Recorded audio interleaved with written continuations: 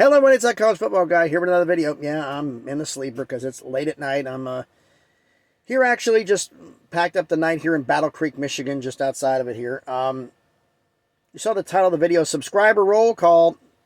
I'll get into that, what that's about here.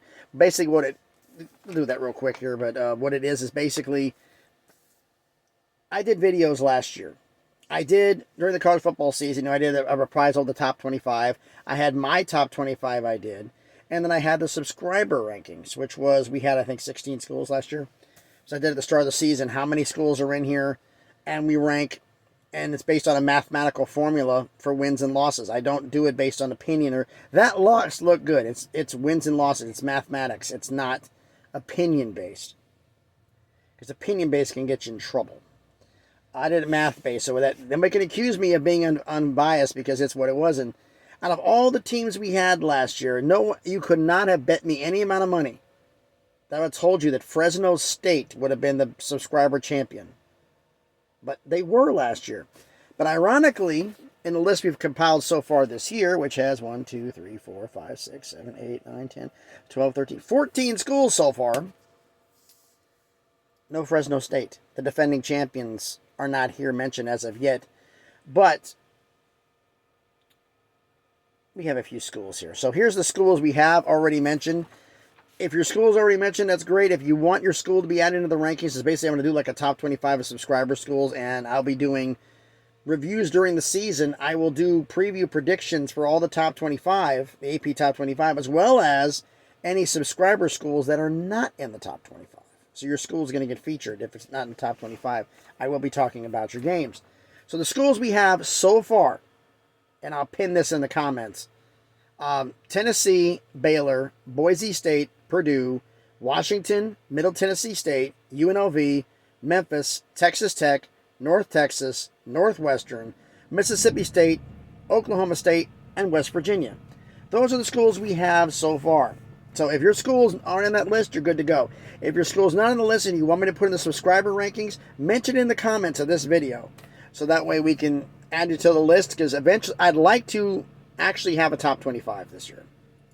So I figure every couple of weeks or once a month, like it's been a month now, I'll bring up the video again and we'll see if we can add some schools to the list and just keep adding and adding and adding. Once the regular season starts, I stop the list. And we'll do that at the end of the season. Until the end of the regular season and do a brand new list. I don't carry anybody over because I've had fans come in and fans leave. So I'm looking forward to seeing what anybody has here, who the fans are. But I'll mention those schools. If your school's not mentioned, if you want it mentioned, mention it down in the comments. Now, as for the college football news, one, I made a mistake. I made a mistake about the Colorado meeting. I thought it was yesterday. It's been a long run here with work and moving everything else. I thought yesterday was Wednesday instead of today. So the meeting actually happened today at 9 a.m. No reports yet that I have found about anything from the meeting, and odds are it may be rather tight-lipped. I have not seen anything anywhere about anybody mention any rumors of what's going on. But we'll see about that, how that goes. Conference realignment-wise, not much is going on. The Colorado meeting will have a little bit of say in this. Everybody's making speculation. I did see a great video from Kuz's Corner about he had the idea of UNLV possibly joining the Big 12, which actually the Texas Tech athletic director said that Brett Yormark was actually interested in UNLV. And it's a good video, and you need to go check it out. And also, check out Kuz's Corner. Check out his channel. He does some great content. You might as well subscribe to him.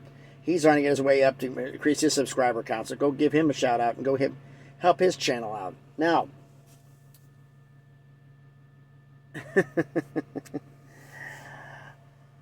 I was thinking about what something another truck driver said was that the way this is going with all the conference realignment, pretty soon we're going to have either 2 conferences or it's going to break off into like 95 different divisions.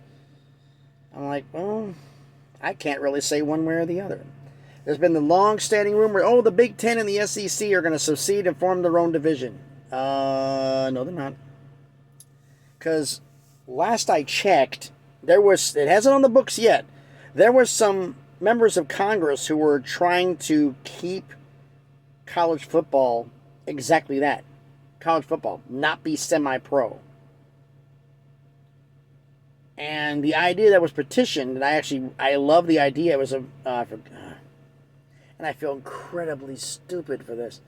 It was brought up in an email chain, and I mentioned I supported it. It's not gone publicly in front of anybody yet. But the idea was the fact that if you wanted to actually become a separate league and leave college football, leave the NCAA.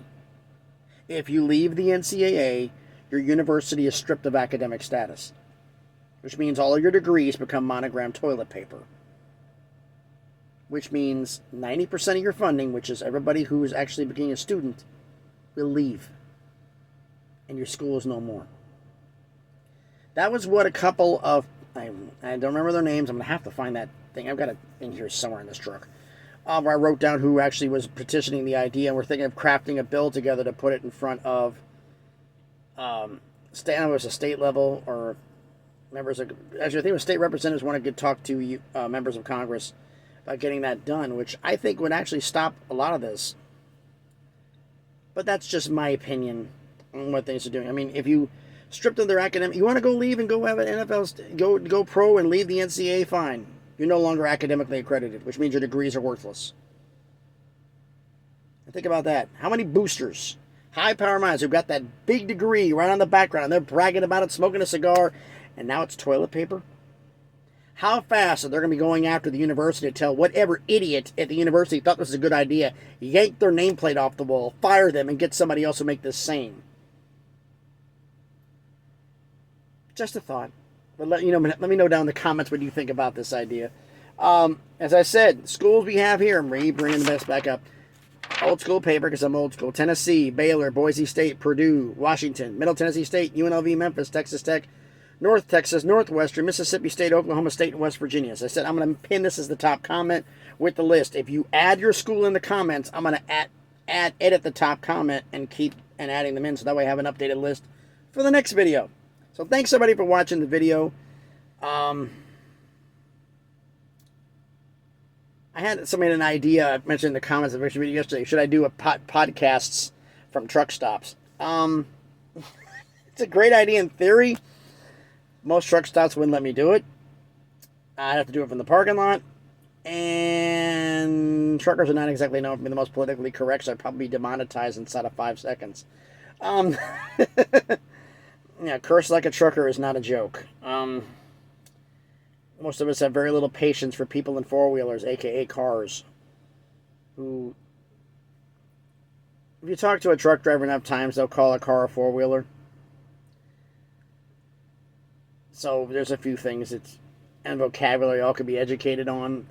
Like we all think the fact that 90% of the drivers think they know what they're doing, but they don't. And I'll get another one that they're proposed. Actually, you know what? I'll do this real fast. An idea they proposed to the trucking industry that got shot down fast.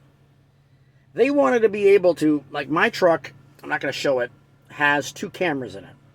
One that faces the road and one that faces me. When the hard braking happens or they're swerving, the camera goes on for insurance purposes. Was I not paying attention? What was the reason for everything, the movement happening, to make sure everything was justifiable and not at fault?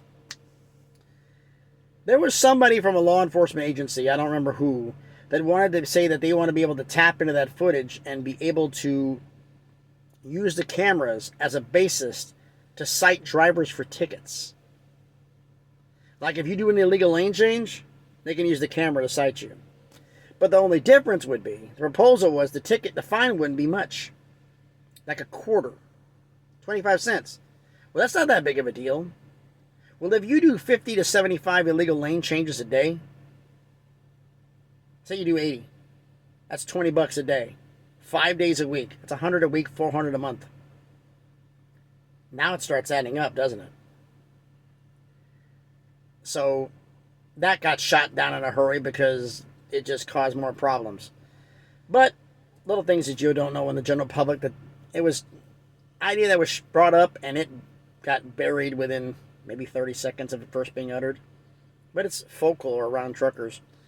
But thanks everybody for watching the video. If you like the video, please like it, comment on the video, subscribe to the channel. We're on our way to 400 subscribers. Thanks everybody for watching. Hope everybody's having a great evening. We have some crazy ones on the road, so be safe out there and please be good to each other.